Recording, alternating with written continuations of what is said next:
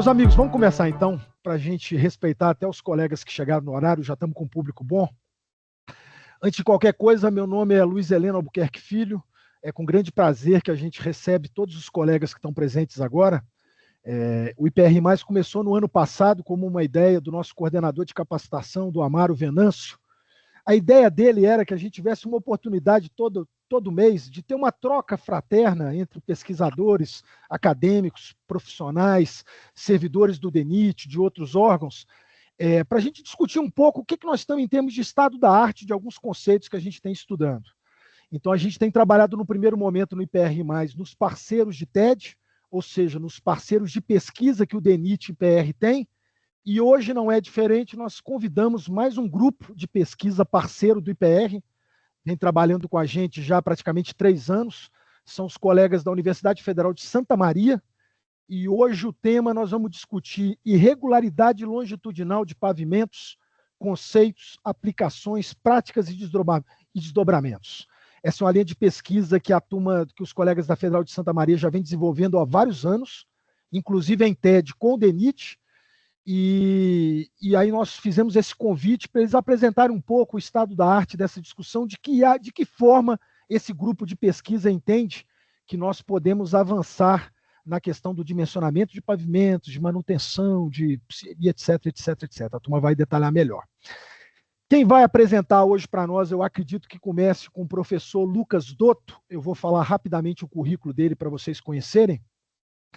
Lucas Dotto Bueno é professor adjunto na Universidade Federal de Santa Maria. Ele é doutor em Engenharia Civil, formado pela Universidade Federal de Santa Maria. Ele tem expertise na área de geotecnia e pavimentação. Ele também já foi professor na Unifitec e na Universidade Federal do Pampa, a Unipampa. Tem experiência como engenheiro civil junto à FATEC, lotado no Laboratório de Pavimentação da Universidade Federal de Santa Maria.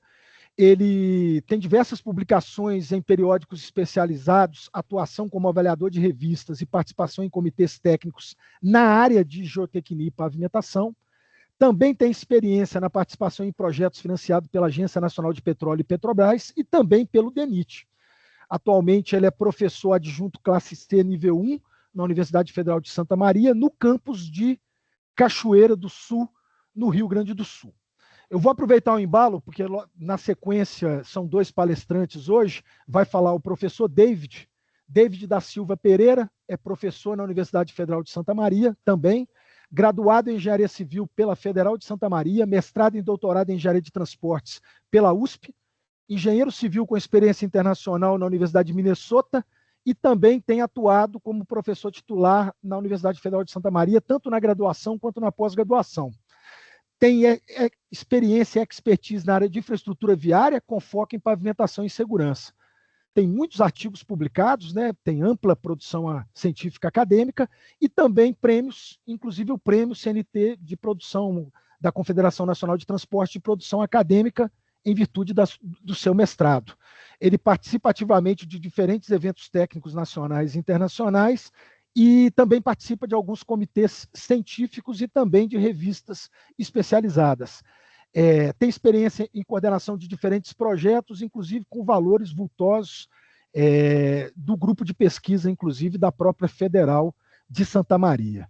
Feita essa breve explanação e apresentação dos professores, eu vou abrir a palavra, mas de antemão informo que esse assunto que eles vão tratar aqui, eles também já contribuíram na revista Enifra, do DENIT, num artigo muito interessante que eu faço a sugestão para os colegas, se quiserem aprofundar um pouco mais essa discussão, já tem um artigo deles, inclusive, na própria revista Enifra do DENIT, quem tiver interesse. Tá bom? Temos 156 presentes, excelente quórum. Agradeço novamente a presença dos professores.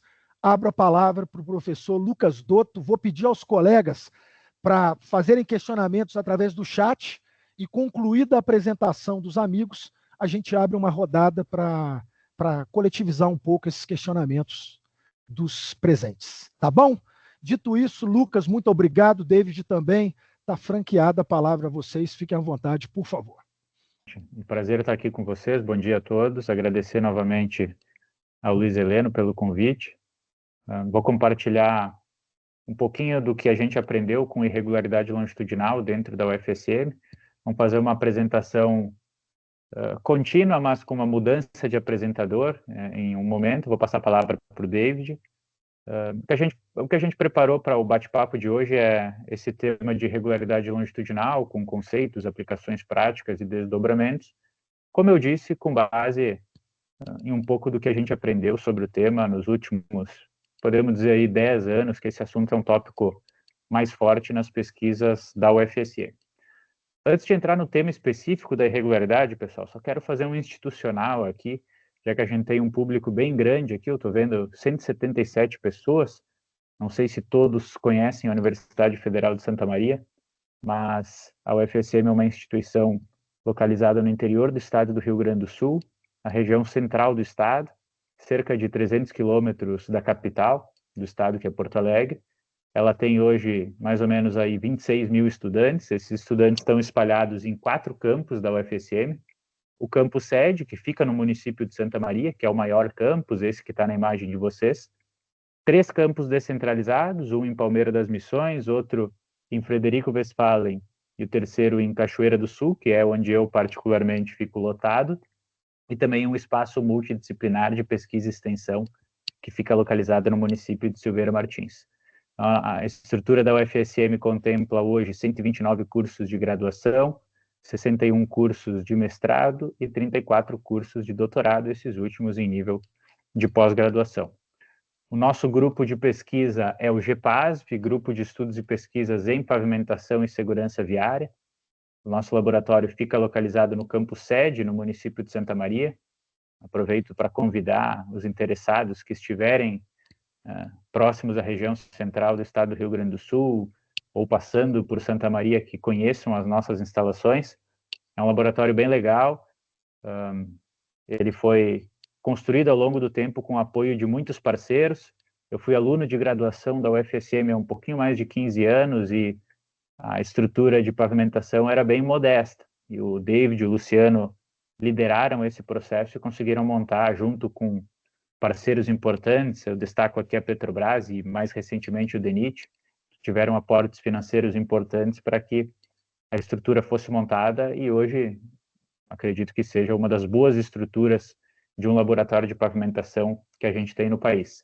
Então a gente consegue trabalhar de maneira avançada com ligantes, misturas asfálticas, materiais granulares, solos. Tivemos uma experiência com simulador de tráfego recentemente, em parceria com o DENIT.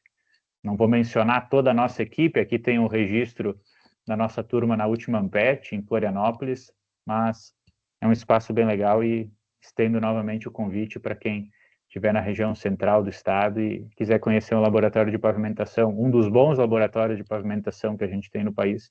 Acho que a UFSM pode surpreender vocês.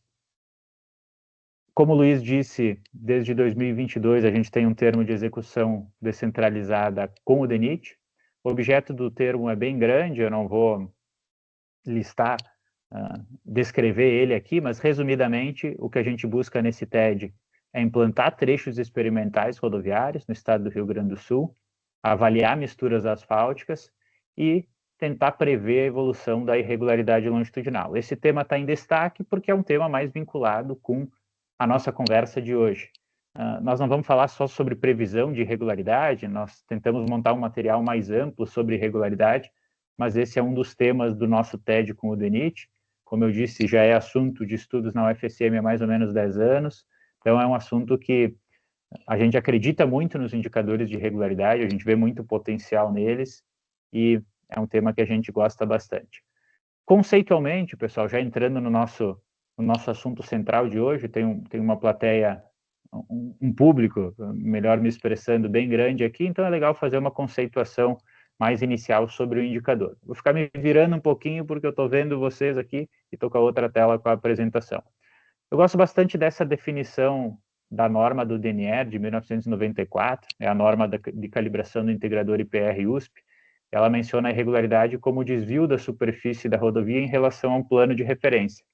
Esse plano de referência está descrito ao longo do perfil longitudinal, então os perfis transversais teriam uma correlação com o afundamento em trilha de roda, e os perfis longitudinais, uma relação com as irregularidades longitudinais ao longo do curso dos veículos que trafegam na via. O professor Domingues, da USP, também traz um texto bem interessante, onde ele finaliza dizendo que a irregularidade ela afeta o movimento dos veículos, a qualidade do rolamento, as cargas dinâmicas que atuam sobre a via e a drenagem da superfície.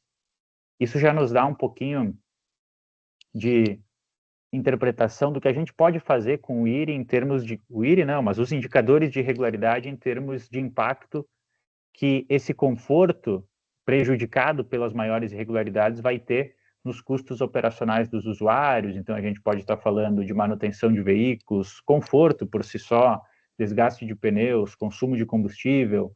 O David vai falar um pouquinho sobre como o consumo depois pode virar emissões. Então, são indicadores bastante poderosos. A gente entende que eles conseguem contemplar o que está acontecendo na rodovia e fazer um link com a sensação que o usuário tem. As unidades de medida mais conhecidas de irregularidade no Brasil são o QI e o IRI. O quociente de irregularidade, o QI, vem lá daqueles conceitos do Quarter-Car. Em 1981, César Queiroz tirou do Quarter-Car e conseguiu trazer um cálculo do QI a partir de um perfil longitudinal, mas o indicador mais popular, que a gente vem acompanhando pelos órgãos rodoviários e nos contratos de rodovias nos últimos 20 anos, eu diria, é o IRI, o Índice Internacional de Irregularidade, quantificado em metros por quilômetro.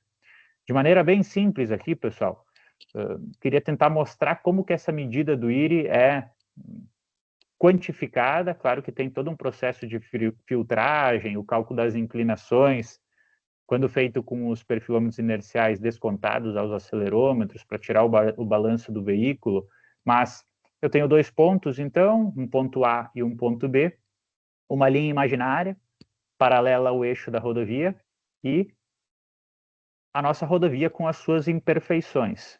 O IRI seria os desvios dessa nossa superfície real em relação ao plano imaginário de referência. A soma desses desvios em uma unidade de medida métrica dentro de 1 quilômetro quantifica o valor do IRI. Não necessariamente o IRI é calculado a cada quilômetro. O texto do Sayers, de 1986, do Sayers e outros, que apresentou as equações de cálculo do IRI, ele nos mostra como calcular a partir de 11 metros, então eu precisaria de 11 metros para calcular uma medida de IRI. Hoje em dia já se consegue calcular em 10 metros. Talvez o documento do Rodrigo Barella, de 2008, no Brasil, em português, seja um documento que melhor expressa esse cálculo matemático do IRI. Eu tentei fazer isso um pouquinho também na minha tese de doutorado, mas simplificadamente é isso que ele representa. Obviamente, quanto mais desvios, mais distâncias em relação ao plano de referência, pior eu vou ter, mais altos serão os meus indicadores de regularidade, o indicador que nos interessa, o IRI, certo? Como que eu posso medir o IRI? Tem alguns grupos de divisões, alguns documentos importantes no setor rodoviário que fazem algumas divisões de grupos de medição de irregularidade. A gente gosta dessa divisão em 4 grupos. O primeiro, o grupo de medidas diretas do perfil, as técnicas, não quero dizer mais simples, mas como o próprio nome diz, de uma medição direta de perfil, o nível IMIR, o dipstick, uma produtividade um pouquinho mais lenta em relação às técnicas que permitem com que a irregularidade seja medida na velocidade operacional da via. O segundo grupo dos sistemas baseados nas reações dos veículos, destaco aqui o integrador IPR USP, que nas décadas de 80 e 90 teve uma importância grande aqui no cenário brasileiro. O terceiro grupo dos sistemas de medida com sonda sem contato, é uma medida direta do perfil também, porém sem contato. A foto que está aqui na parte inferior de tela de vocês é do perfilômetro inercial a laser da UFSM, equipamento que a gente faz as nossas medidas de regularidade. E no quarto grupo, o grupo das medidas indiretas do perfil, talvez o CLO e o Merlin, são os equipamentos a destacar, onde eles mostram uma resposta do instrumento sobre rodas às distorções da superfície. Então, esses são os 4 grandes grupos de medidas de regularidade. O nosso equipamento é esse equipamento que está em tela, o perfilômetro inercial a laser. Por que a gente acredita tanto no IRI, pessoal? Por que a gente entende esse indicador como um indicador bem potente? Nos estudos da ASHO Road Test, lá nos anos 50 e 60, já se identificou uma boa correlação entre serventia e irregularidade. Não necessariamente o IRI, mas algum indicador de irregularidade. E serventia é o conforto do usuário ao trafegar pela via. A partir daí, os indicadores de regularidade começaram a ser empregados em gerência de pavimentos. Isso pode possibilitar gatilhos de intervenções com base no parâmetro de regularidade, também uma aceitação executiva e operacional dos serviços. Os índices também são utilizados para estimar custos de manutenção e reabilitação de pavimentos, permitem a previsão de custos operacionais. Então, como eu falei lá no início, o IRI tem uma vinculação muito grande com os custos operacionais dos usuários com os veículos. Então, quanto piores estão as condições de regularidade da via, mais consumo de combustível eu vou ter, mais desgaste de pneus, mais manutenção com o veículo. Se eu estou consumindo mais, eu vou ter emissões. Isso faz com que seja interessante também poder prever o crescimento dos indicadores de regularidade ao longo do tempo com modelos de previsão. Eu acho que muitos de vocês já viram modelos de previsão de área trincada, de afundamento em trilha de roda. É interessante também prever a evolução da irregularidade. Já na fase de projeto, você pode escolher determinado material que, atrelado a uma boa qualidade executiva, vai segurar um pouquinho esse crescimento da irregularidade ao longo do tempo devido à sua vida útil em serviço, à sua performance sob a ação do tráfego de veículos. Queria trazer também alguns valores de referência de irregularidade. Agora sim, a gente vai deixar o IRI como principal protagonista, então o indicador que a gente vai utilizar aqui como referência é o IRI. Os manuais de pavimentação e restauração do DENIT trazem conceitos de regularidade divididos em 5 categorias. Eu vou destacar aqui o valor de 2 e 7, onde a gente faz a transição de um conceito de trafegabilidade boa para trafegabilidade regular. Acima de 2 e 7, eu estou nos conceitos regular, ruim e péssimo. A 031, especificação de serviço de pavimentação em concreto asfáltico, a antiga norma de 2006, ela trazia como critério de aceitação do pavimento um IRI menor ou igual a 2,7. Esse documento foi atualizado no ano de 2024, dividido em 2 categorias agora para aceitação, em pavimentos novos um IRI menor ou igual a 2 e restaurações um IRI menor ou igual a 2,4. O nosso grupo achou bastante positiva essa alteração. A gente fez 2 trabalhos que foram publicados no ano de 2009, a dissertação da Débora Pávio, eu já vou falar um pouquinho mais sobre ela, e a minha tese de doutorado, onde a gente viu alguns serviços de reabilitação e a evolução do IRI ao longo do tempo, e propôs alguns valores de regularidade de aceitação e de gatilhos de intervenção com base na importância hierárquica da via, de acordo com os sistemas funcionais do DENIT. O nosso número mágico para as rodovias de maior importância seria 1,8, até mais baixo do que o 2 metros por quilômetro, mas a gente tem que salutar essa alteração. Do nosso ponto de vista, foi uma alteração positiva. O que a gente entendia ao propor esses critérios de aceitação e os gatilhos de intervenção é que com 2,7, que era o antigo critério de aceitação, a gente já teria que mexer, já teria que fazer alguma intervenção na superfície do pavimento. Vou falar um pouquinho agora sobre esses 2 trabalhos aqui especificamente. Foram trabalhos que geraram essa sugestão e conversar um pouquinho com você sobre eles 2. Primeiro é o trabalho da Débora, onde o grande objetivo foi entender como que nasce o IRI. O estudo dela era objetivado em identificar fatores construtivos que influenciavam na irregularidade longitudinal. A Débora hoje é engenheira da CI, do estado de Santa Catarina, era o antigo DENINFRA, agora é Secretaria do Estado da Infraestrutura e Mobilidade, se eu não estou enganado. Foi aluna de mestrado do David e trabalhou dentro desse tema. O que ela fez? Ela pegou 2 rodovias no estado do Rio Grande do Sul, uma em fase de reabilitação, a BR-392, para quem conhece o estado, na região ali de Formigueiro, entre Santa Maria e Caçapava do Sul, e a RS-509, essa em fase de implantação, em uma obra de duplicação, na chegada do município de Santa Maria. No caso dela, na saída do município de Santa Maria. E acompanhou o processo construtivo sem fazer nenhuma intervenção no processo construtivo, sem interferir no processo construtivo. O trabalho dela era fazer como se fosse um diário de obra com notas técnicas de ações que não eram tão compatíveis com a boa prática. e a gente teve parceiros, inclusive as empreiteiras que executaram essas obras. Não era objetivo fiscalizar eles, mas sim fazer algumas anotações de processos que não seriam tão adequados para um bom resultado final. Na obra de implantação, ela acompanhou desde a regularização do subleito até a superfície do pavimento, e na obra de reabilitação, era um frese e capa, ela acompanhou principalmente a execução do novo concreto asfáltico. O que ela fazia? Anotava algumas inconsistências construtivas, e nas cargas de concreto asfáltico, em todas as cargas, ela acompanhou o processo com a filmagem com uma câmera termográfica, objetivando identificar a temperatura de compactação, temperatura de vibroacabadora e alguns processos que poderiam interferir nas temperaturas ideais de aplicação do concreto asfáltico em campo. Qual que era o objetivo? Tentar relacionar esses pontos de inconsistências com as irregularidades longitudinais medidas com o perfilômetro inercial da UFSM após o fim do processo construtivo. E os resultados dela foram muito legais, pessoal. Essa dissertação está disponível no repositório da UFSM. Ela conseguiu relacionar os pontos de maior irregularidade, tanto na obra de reabilitação quanto na obra de implantação, com algumas inconsistências construtivas.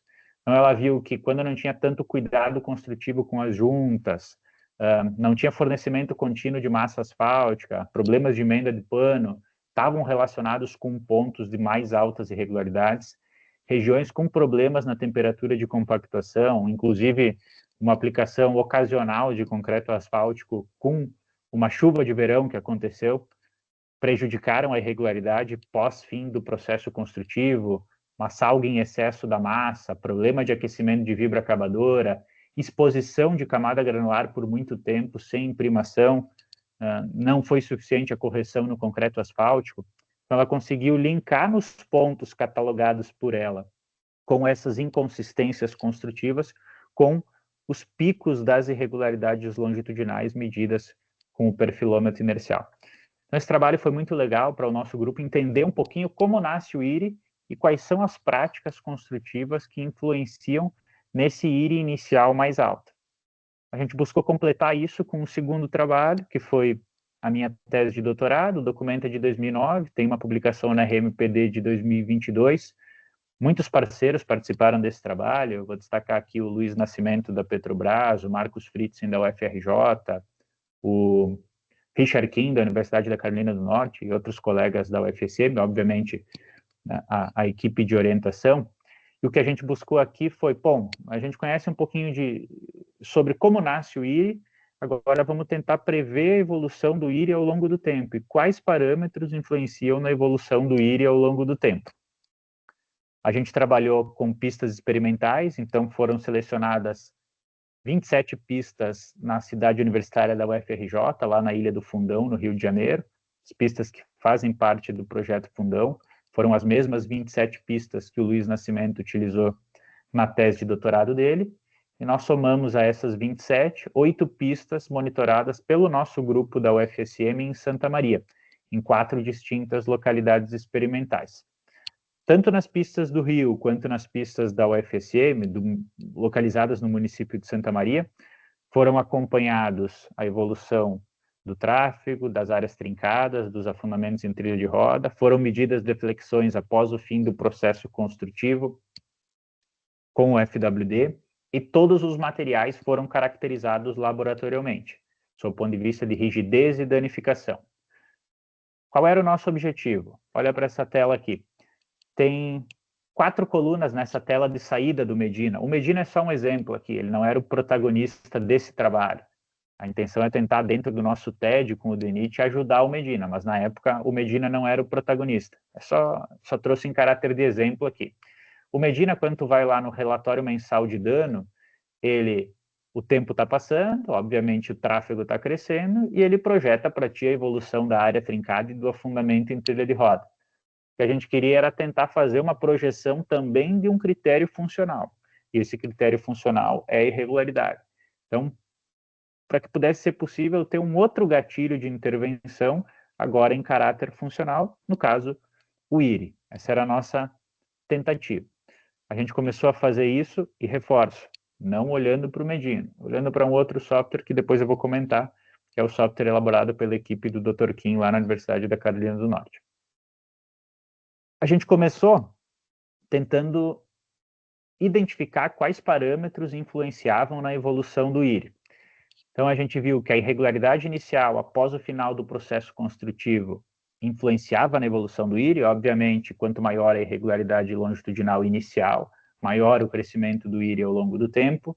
Idade do pavimento, tráfego atuante também, influências óbvias. Quanto mais o tempo passa, quanto mais o tráfego passa, mais crescimento do IRI eu vou tendo ao longo do tempo.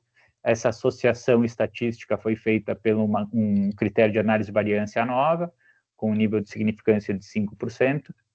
Também, quanto maiores as áreas trincadas ao longo do tempo, maior a evolução de irregularidade. Quanto maior a deflexão máxima, medida na superfície, do ponto de aplicação da carga do FWD, o D0, após o fim do processo construtivo, ou seja, a primeira deflexão após o fim do processo construtivo, mais tendência de crescimento do IRI ao longo do tempo. Então, todos esses indicadores com associação significativa com a evolução da irregularidade. O que nos surpreendeu um pouco na época foi que os afundamentos em trilha de roda, sejam medidos em campo ou seja o flow number medido em laboratório da mistura asfáltica, não tiveram associação com a evolução do IRI. Então, as pistas que mais cresceram irregularidade não foram as pistas com mais afundamento em trilha de roda. Os indicadores não se mostraram associativos. Eu tive boas conversas com o David, que foi meu orientador na época sobre isso, e a gente chegou a uma conclusão que uma pista, por exemplo, em Santa Maria, que a gente tinha continuamente trilhada, fora, toda trilhada, o sensor do laser, ele batia continuamente num perfil longitudinal afundado. Então, o que influencia o IRI seriam os desvios do afundamento em trilha de roda, mas não o afundamento em trilha de roda absoluto. Eu não estou dizendo que isso é um resultado definitivo, mas até o momento a gente não conseguiu encontrar associação entre os afundamentos e as irregularidades longitudinais. E o último indicador, que nos deixou bastante satisfeito, foi o dano por fadiga calculado computacionalmente, nesse caso com a plataforma do FlexPave, nome comercial do LVCD, que é o programa de análise de pavimentos da equipe do Dr. Richard Kim, lá na Universidade da Carolina do Norte. Essa ferramenta, ela pega as propriedades dos materiais, o tráfego, o clima, e projeta uma evolução de danificação na pista ao longo do tempo. A gente olhou para o dano por fadiga, já que a área trincada, já que o afundamento em trilha de roda, em campo não se mostrou associativo com o IRI, a área trincada se mostrou. A ideia era, poxa, que legal seria se na fase de projeto, considerando um IRI inicial, alcançado pós-processo construtivo, eu pudesse prever a evolução de irregularidade com as propriedades dos materiais, os parâmetros dos materiais. Esse programa usa parâmetros mais avançados do que a gente usa aqui no Brasil. Ele usa o ensaio de módulo complexo, ensaio de fadiga, tração, compressão. E o que nos deixou feliz foi que esse dano por fadiga se mostrou associativo com a irregularidade medida em campo. Então, todos não, mas a maioria das pistas que tiveram maior projeção de danificação também foram as pistas com maior evolução da irregularidade longitudinal. Esse conjunto de informações fez com que a gente conseguisse projetar duas equações relativamente simples em caráter linear de evolução do IRI, uma totalmente empírica, associando tráfego, deflexão inicial e área trincada, para prever a evolução do indicador, e outra mecanística empírica ou empírico-mecanicista, como preferirem, que associa dano e idade e projeta a evolução do IRI. Lembrando que no dano, pessoal, tem estrutura, tem tráfego, tem clima e tem propriedades dos materiais. Então é um parâmetro bem poderoso. O Medina também tem o seu dano, obtido de outra forma, mas o Medina também tem o seu dano. Dentro do nosso TED com o DENIT, a nossa proposta é ampliar um pouquinho essa projeção de evolução de irregularidade. Então, a gente está trabalhando, antes nós tínhamos 4 localidades experimentais aqui no Rio Grande do Sul e 8 segmentos. Agora, no nosso TED com o DENIT, a gente está trabalhando com 15 diferentes localidades experimentais e 34 distintos segmentos espalhados pelo Rio Grande do Sul tem vários parceiros que nos ajudam a monitorar esses segmentos, o Henrique da UEL de Pelotas, o José Echeverria da UEL de Cruz Alta, são os nossos principais parceiros, além de outros parceiros em São Borja, em Pantano Grande, mas isso está possibilitando que a gente consiga ampliar o nosso banco de dados de informações. Em todas essas localidades tem um monitoramento contínuo, os materiais são analisados, e a gente tenta engrossar aquele caldo da previsão de evolução de irregularidade. O que a gente tem aqui no Rio Grande do Sul até o momento são 214 pontos de IRI válidos, medidos ao longo do tempo, nesses 34 segmentos, e essa nuvem de pontos mostra que o tempo precisa passar um pouquinho para nos ajudar, né? A gente tem ainda muitos pontos na fase de conceituação ótima, boa e regular. A gente precisa que o tempo passe e que esses pontos cresçam um pouquinho para que a gente possa prever essa curva de evolução com base no histórico de ocorrência em pista. Então, tem alguns segmentos experimentais que estão ainda no início, outros são mais antigos. A nossa proposta é manter esse monitoramento para conseguir ajustar essa previsão de irregularidade. Vou transferir agora a palavra para o David, ele vai falar um pouquinho sobre alguns desdobramentos do que a gente aprendeu com o IRI, com base nesses dois trabalhos e alguns outros estudos complementares. Está contigo, professor. Estou vendo a tua apresentação já. Ótimo. Obrigado, Lucas. Também quero, primeiramente, só agradecer a presença de todos. A gente está com 206 pessoas nesse momento e dar o bom dia a todos. Então, só para a gente seguir mais ou menos na mesma toada do Lucas, em síntese, o que ele apresentou até agora, e a gente vai ver alguns desdobramentos, é que o IRI, ele representa a percepção de conforto do usuário e com uma medida objetiva, que a gente consegue fazer, inclusive, trafegando na rodovia na velocidade operacional. O IRI, a gente viu também pelas palavras do Lucas, ele é largamente empregado em gerência de pavimentos, é um parâmetro que pode ser indicativo da necessidade de reabilitação dos pavimentos, e é um importante índice para fiscalização de concessões. Eu vi no chat que já tem algumas perguntas em relação a isso, e também de controle executivo.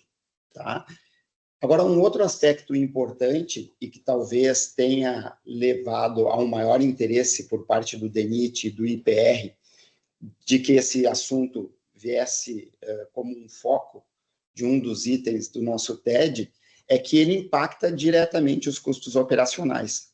O DENIT e o IPR, eles estão preocupados em também verificar o desdobramento das intervenções no pavimento em relação ao quanto que o nosso cliente principal, eu coloco o nosso, me associando ao DENIT, que é o usuário, o quanto impacta a qualidade do rolamento, especificamente do IRI, em termos dos custos de quem está usando a via diariamente para fazer seus deslocamentos.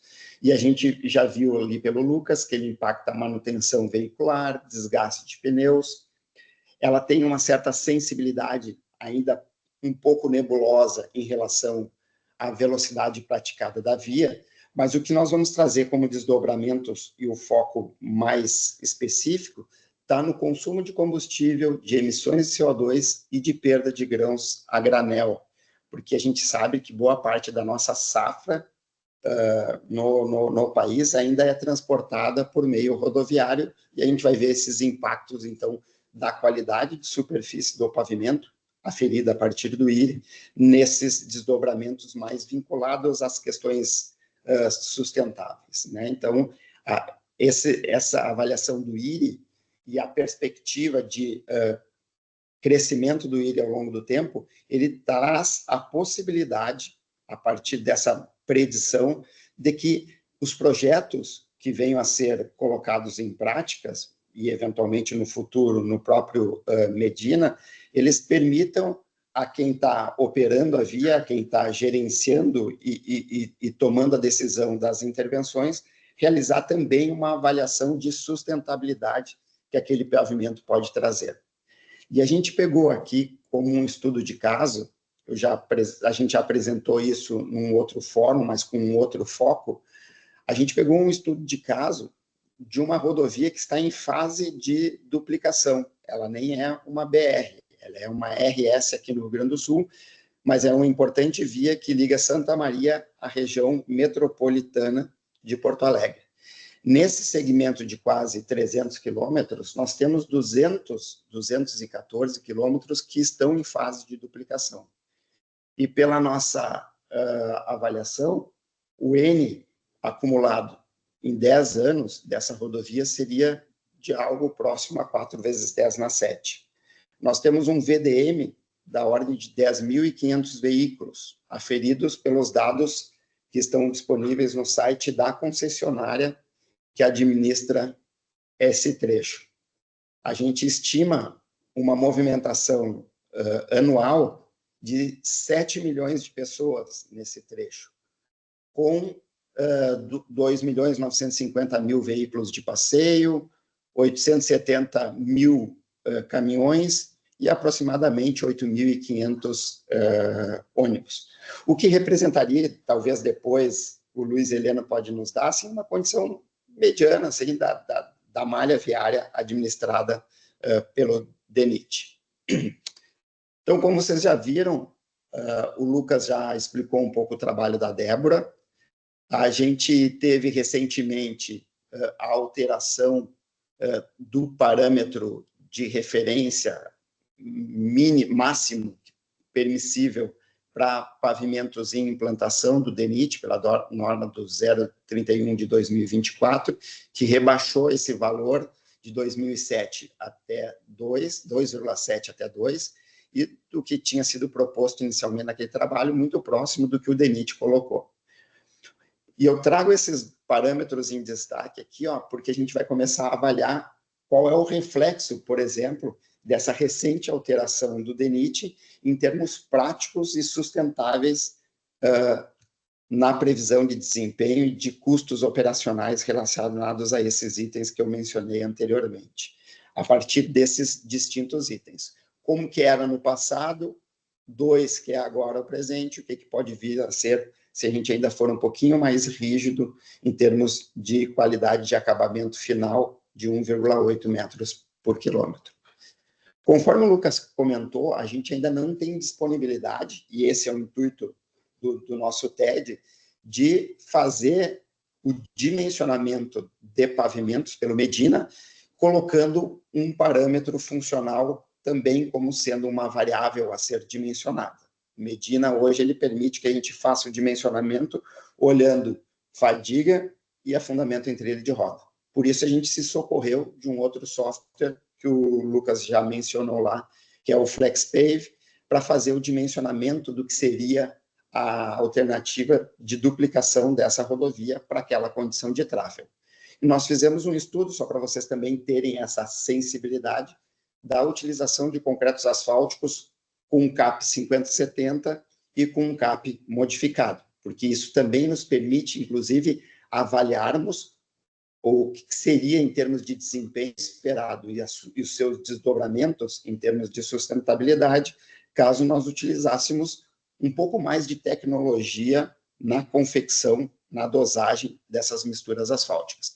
Então, nós utilizamos materiais que são típicos daqui, da região onde essa rodovia será duplicada, e na condição de emprego de CAP 50-70, numa mistura asfáltica mediana do que a gente tem aqui monitorado no nosso laboratório, seria necessário 13,5 centímetros de espessura de concreto asfáltico para mantermos, ao longo dos 10 anos do período de projeto, uma área trincada, né, limitada a 30%.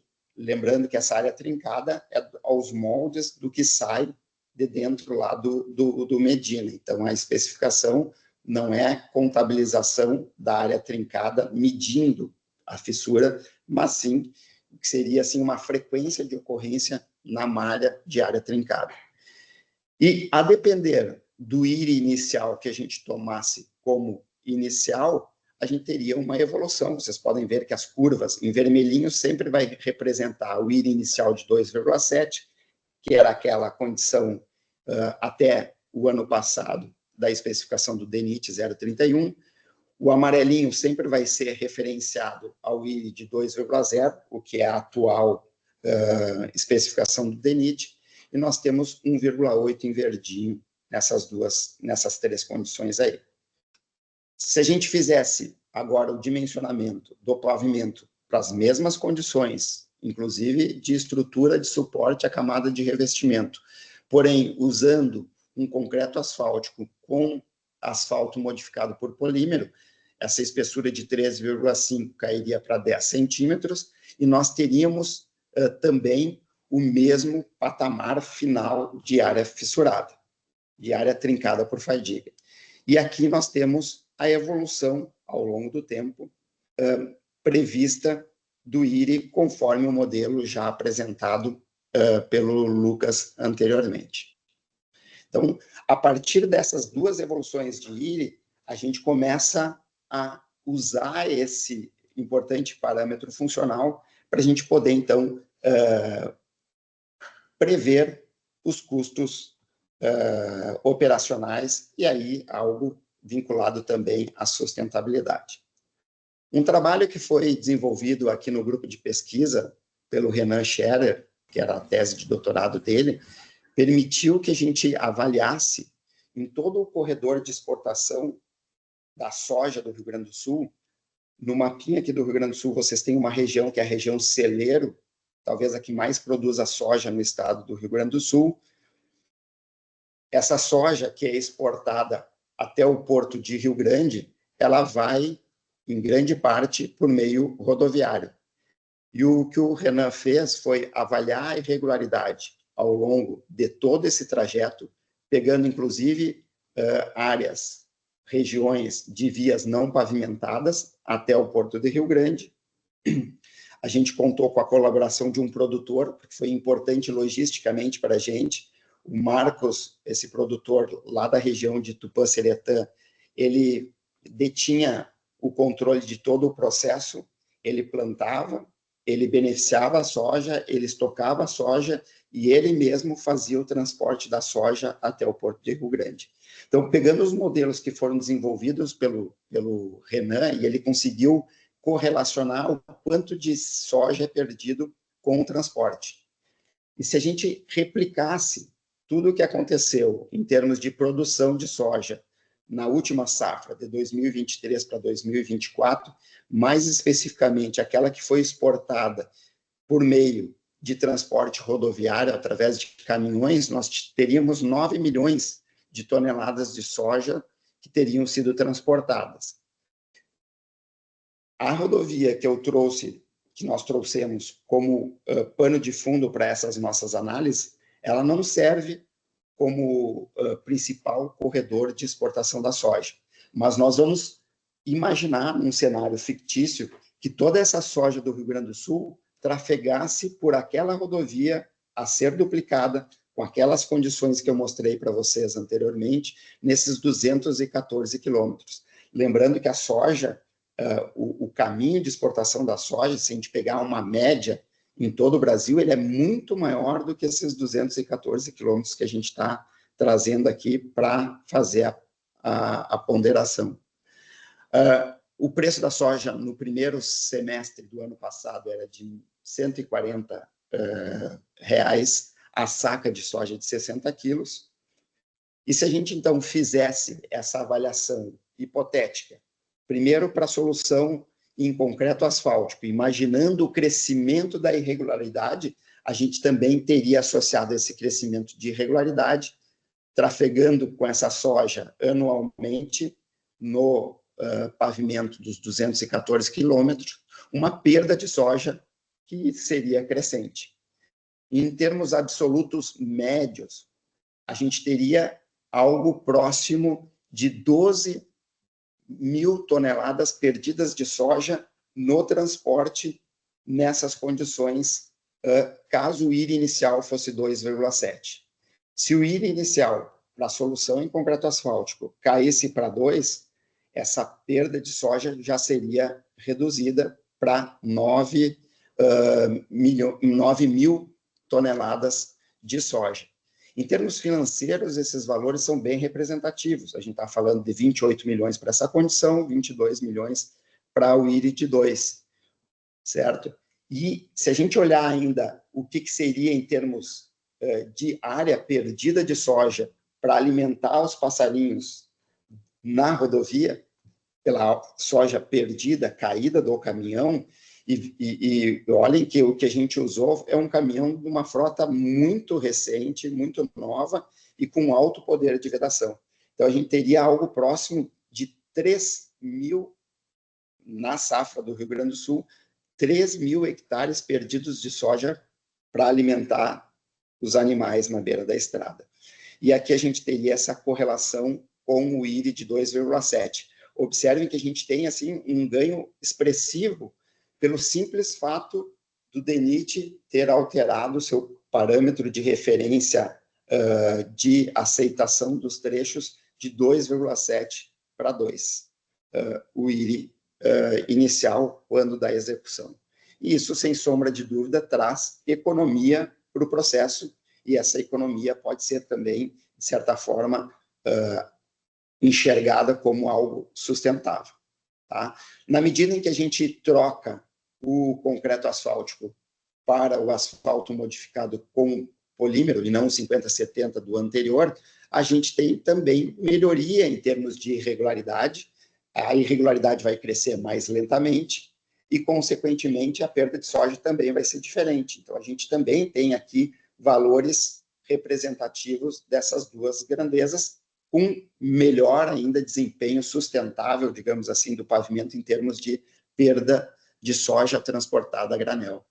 Quando a gente compara as duas soluções, o gráfico em preto aqui mostra o crescimento da perda de soja ao longo do tempo, em função do IRI crescer mais rapidamente com os 50-70 do que com o asfalto modificado. E a gente, então, tem aí as observações relacionadas a cada uma dessas condições para o IRI inicial, conforme estipula hoje a norma do DENIT, a especificação de serviço de concreto asfáltico do DENIT de 2024.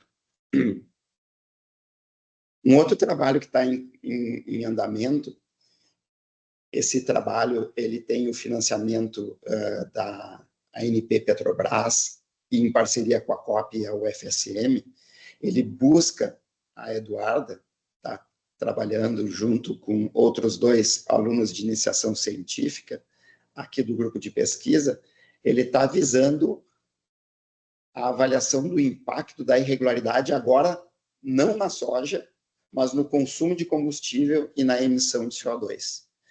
Lembrando que essa rodovia que a gente está usando como pano de fundo para fazer as análises, ela tem essa movimentação anual de veículos nas diferentes categorias.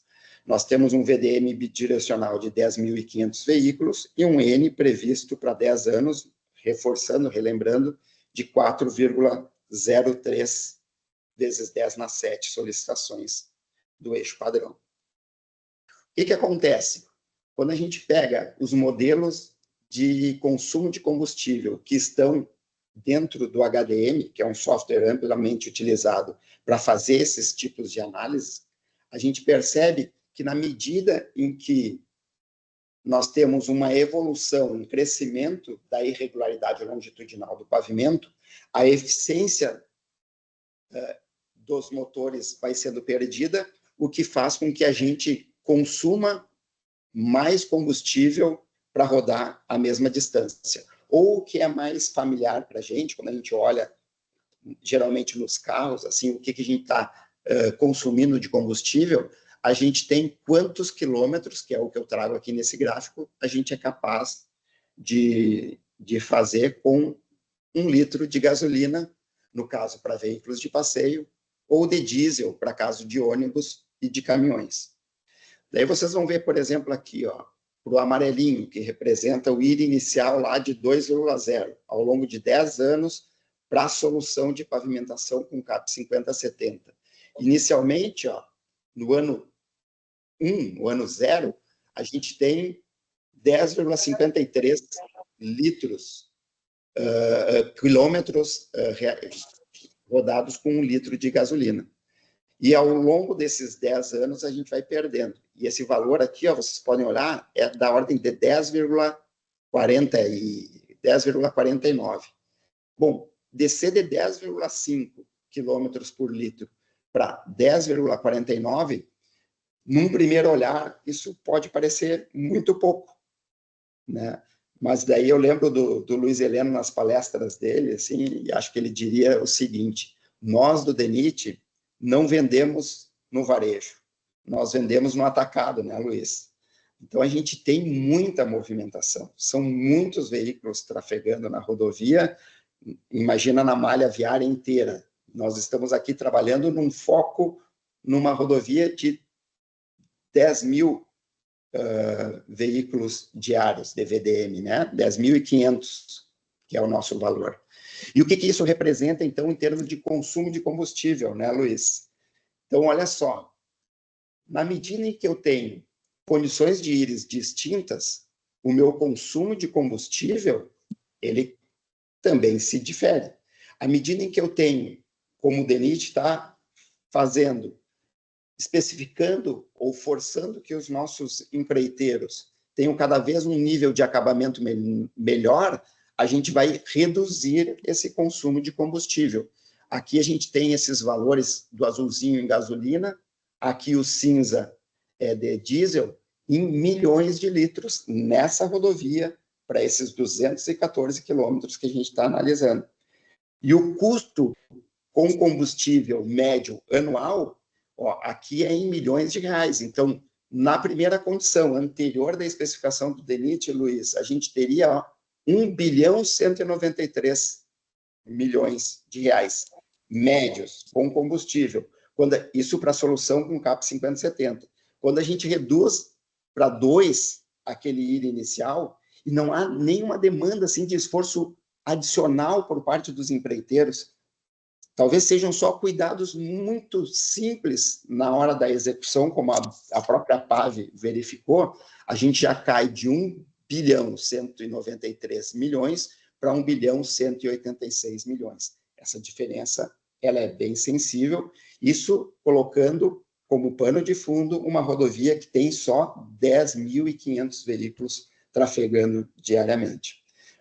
Isso é sustentabilidade, sem sombra de dúvida. Então, o caminho que está sendo percorrido pelo PR, pelo DENIT, de fato, ao atrelar reduções de índices de irregularidade inicial, ele é um caminho que visa também ter mais sustentabilidade. Algo muito semelhante ocorre em relação ao MP, aos concretos asfálticos com modificação de polímero. No momento em que tu investes um pouco mais em tecnologia, além da espessura ser menor lá do nosso revestimento, e que, em outras palavras, pode trazer também, de certa forma, alguma economia na implantação da rodovia, a gente também tem reduções dos custos com o consumo de combustível. O que acontece? Na medida em que eu consumo menos combustível, eu também tenho uma emissão menor de CO2. Então, na medida em que o meu consumo de combustível ele reduz, eu tenho também uma emissão de combustível menor.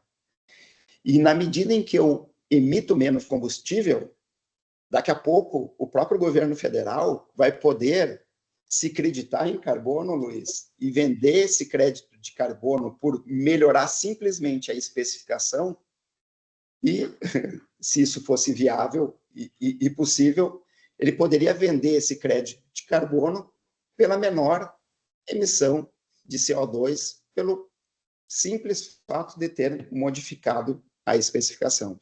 Então, aqui, ó, no caso de concreto asfáltico com CAP 5070, ó, por ano, em média, para o IRI igual a 2, em relação ao que era o IRI inicial anteriormente, teria, para esse trechinho de 214 quilômetros, com aquela matriz de tráfego, um crédito de carbono anual previsto da ordem de 1 milhão de reais, certo?